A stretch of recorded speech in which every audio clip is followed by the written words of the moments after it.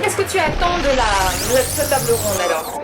Alors, avant tout, je suis Michel Argrino, ancien travailleur des sites nucléaires et habitant des atolls environnant l'atoll de Moruroa. Ce que j'attends de cette table ronde, c'est la vérité. Rien que la vérité et rien que la vérité. Alors quelle vérité? Parce qu'on connaît beaucoup de choses déjà.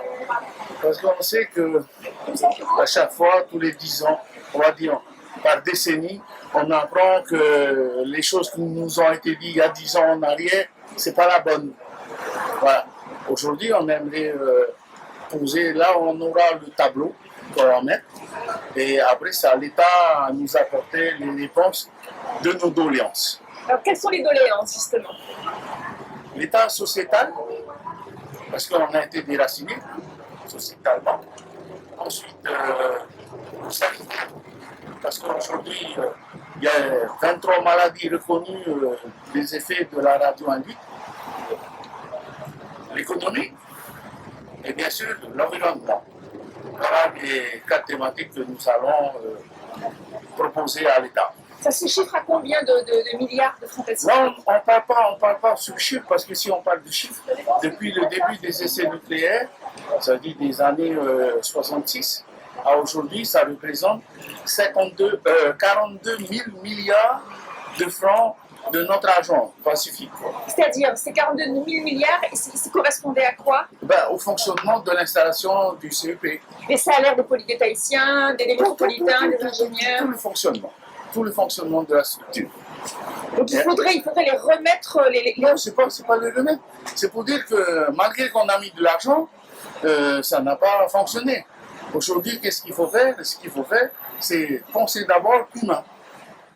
Avec tout l'argent qui a été mis, oui. Qu'est-ce qui a été fait avec? Il n'y a rien. On va dire, il n'y a rien, si. Les développements économiques, soi-disant. Mais aujourd'hui, notre pays est dans le mur, économiquement parlant, parce qu'on n'a pas su se développer. On est tellement loin de tout est cher, et puis le développement endogène n'a pas été pris en compte, réellement. Et aujourd'hui, avec l'avenir aussi du Covid, on a vu qu'on peut s'associer sur des projets moins coûteux et qui rapportent plus. Et c'est sur ces débats qu'il faut qu'on mette les discussions.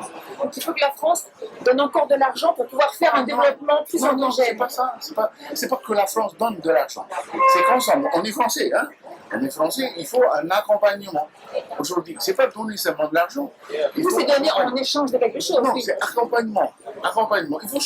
Il faut aujourd'hui changer les paradigmes de nos propos, des questions à poser et le sujet. Et parce que le fait de dire la France va donner de l'argent, ça dénote. Ben non, c'est un peu normal. Il faut bien que l'État participe financièrement. Oui, mais un accompagnement, c'est plus juste.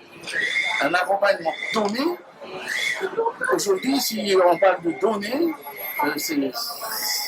c'est pas dans la discussion. Parce qu'on n'apaise pas. Donner, c'est comme la solidarité, ce sont des dons qui sont faits. Oui, si on le fait comme ça, mais le problème c'est que le commun des mortels, ils ne pensent pas comme ça.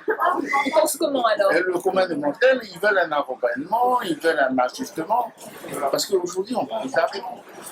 Et l'argent n'a fait du bien à personne, à part ceux qui savent exploiter l'argent.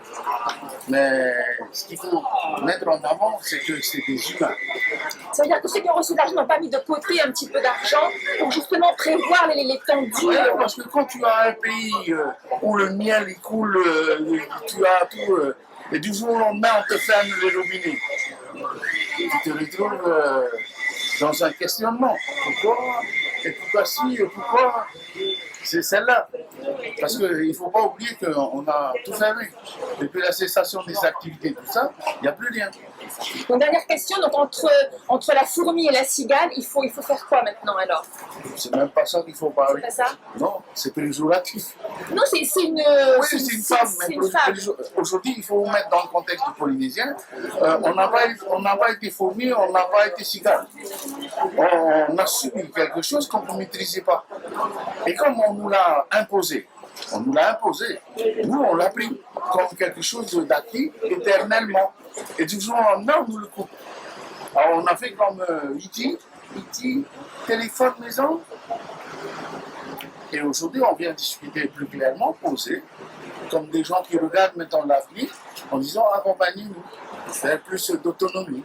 Parce que le pacte de progrès en 92 avait justement permis de créer C'est que des écritures. le RST, par exemple. C'est que des écritures. Mais le RST a été créé en Oui, mais c'est que 92. des écritures. Parce que le RST aujourd'hui, la caisse de prévoyance sociale, elle est en faillite. Elle est en faillite. Voilà, elle est en faillite. Et oui, c'est vrai que les malades qui ont cherché par la CPS, atteints du cancer, c'est pas du tout. 80 milliards CP. Et en même temps, ils n'ont pas toutes les mêmes garanties que quelqu'un qui serait pris en charge parce que c'est en Bien France. sûr, c'est ça. C'est ça. Il y a beaucoup de choses à remettre. Venez nous voir, les paysans.